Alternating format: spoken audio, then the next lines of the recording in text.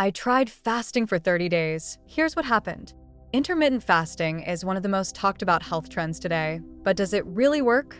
For 30 days, I tracked my energy, metabolism, weight, and overall health using the latest technology.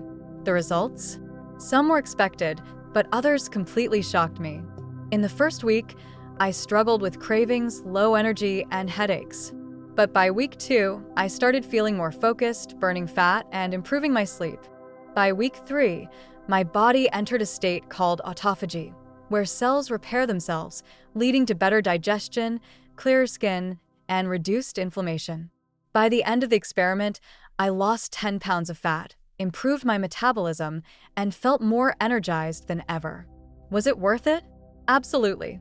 But fasting isn't for everyone, so always consult a doctor before trying it. Would you try fasting for 30 days? Let me know in the comments. And if you want more health and tech experiments, subscribe now.